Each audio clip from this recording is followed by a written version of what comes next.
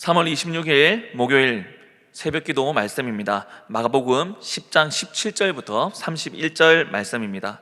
함께 보실 말씀은 17절부터 22절까지 제가 봉독하고 말씀 나누도록 하겠습니다. 예수께서 길에 나가실새 한 사람이 달려와서 꿇어 앉아 묻자오되 선한 선생님이여 내가 무엇을 하여야 영생을 얻으리이까? 예수께서 이르시되 내가 어찌하여 나를 선하다 일컫느냐? 하나님 한 분 외에는 선한 이가 없느니라. 내가 계명을 안 하니 살인하지 말라, 간음하지 말라, 도적질하지 말라, 거짓 증언하지 말라, 속여 빼앗지 말라, 내 부모를 공경하라 하였느니라. 그가 여짜오되 선생님이여 이것은 내가 어려서부터 다 지켰나이다.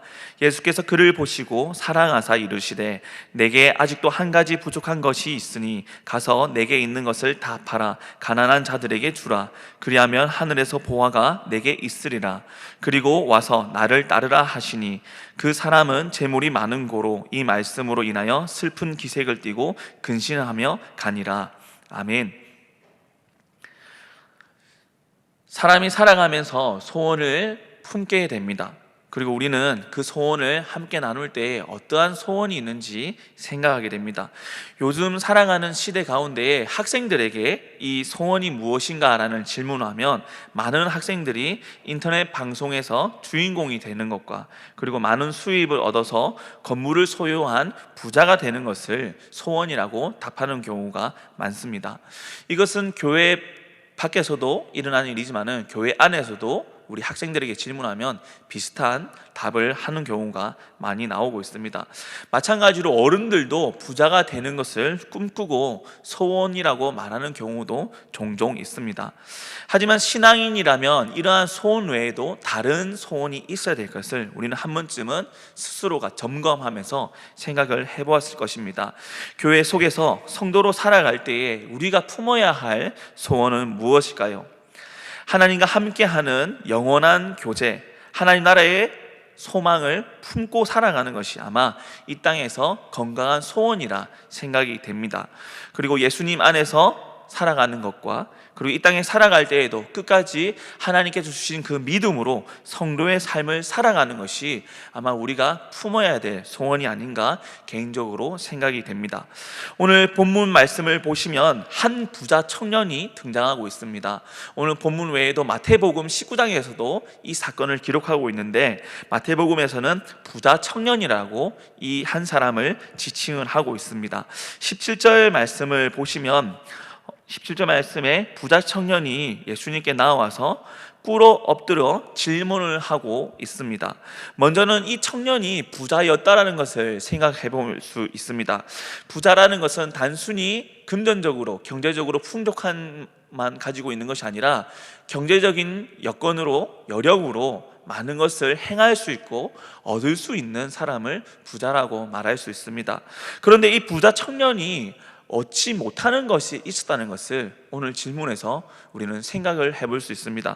또한 그것이 무엇인지 우리가 바라보면서 성경 본문을 보시면 바로 영생을 얻는 것이라는 것을 알 수 있습니다.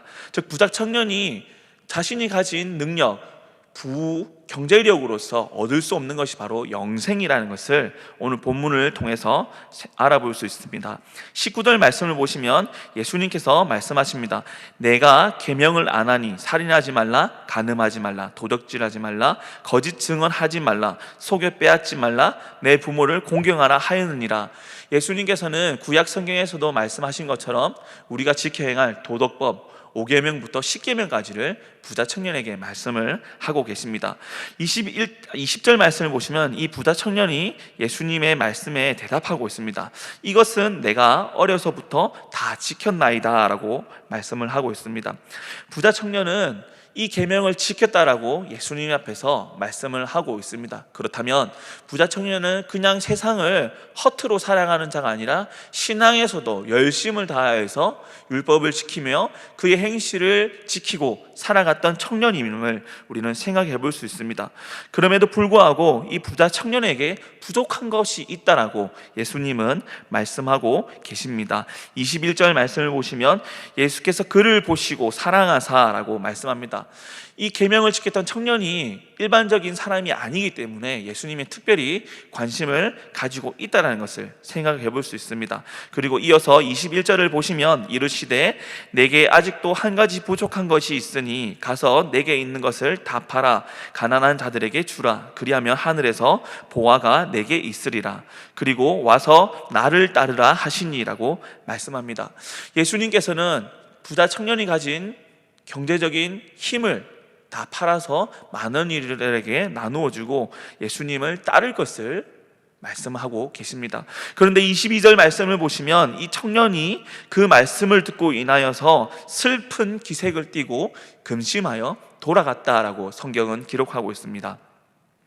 이 사건이 흐른 후에 23절부터 예수님께서는 이 상황에 대해서 제자들에게 말씀을 하고 계십니다. 23절 말씀에 예수께서 둘러보시고 제자들에게 이르시되 재물이 있는 자는 하나님의 나라에 들어가기가 심히 어렵다 하시니라고 말씀하며 24절에는 제자들이 그 말씀에 놀라는지라 예수께서 다시 대답하여 이르시되 얘들아 하나님의 나라에 들어가기가 얼마나 어려운지 낙타가 바늘귀로 나가는 것이 부자가 하나님의 나라에 들어가는 것보다 쉬우니라 라고 말씀하고 계십니다.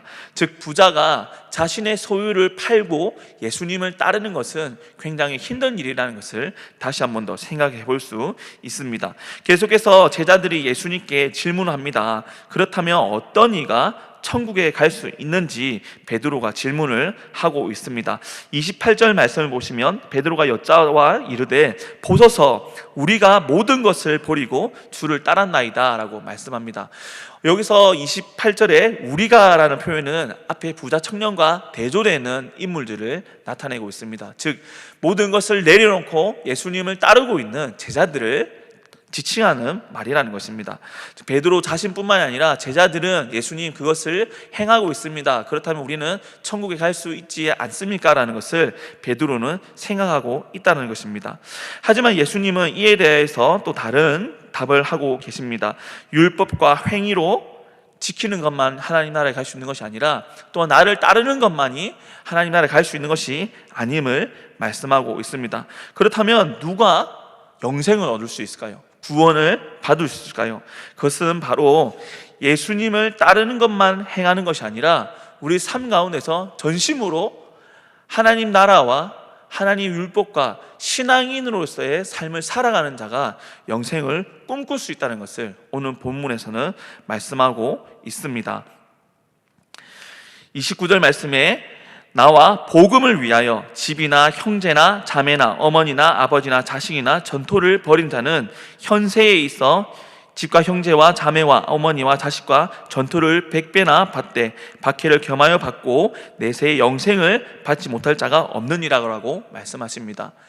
버리는 것, 내려놓는 것뿐만 아니라 희생과 고난 가운데서도 믿음을 저버리지 않는 자가 천국에 갈 수 있음을 예수님은 말씀하고 계십니다. 즉 십자가의 길은 나의 소유를 내려놓는 것만을 말씀하시는 것이 아니라 진심으로 우리가 신앙인으로서 살아가는 그 순간순간의 점검이 필요하다는 것을 우리는 오늘 본문을 통해서 깨달을 수 있습니다. 말씀을 맺겠습니다. 우리는 신앙인으로서 소망을 품고 살아갑니다. 이 땅의 소망이 아니라 천국의 소망을 품고 살아가는데 천국의 소망을 품는 자들은 어떻게 그 소망을 품어야 할지 우리 스스로 한번 질문하는 하루가 되기를 소망합니다. 다 함께 이 시간 말씀을 생각하시면서 기도하실 때에 천국의 소망을 품는 자가 되기를 기도해 주시고 또 교회의 사역을 위해서 함께 기도해 주시고 나라와 경제가 코로나19 바이러스를 통해서 어려운 가운데 있습니다. 모두 이 시기를 이겨낼 수 있는 용기와 능력 달라고 함께 기도 드리도록 하겠습니다. 기도하겠습니다.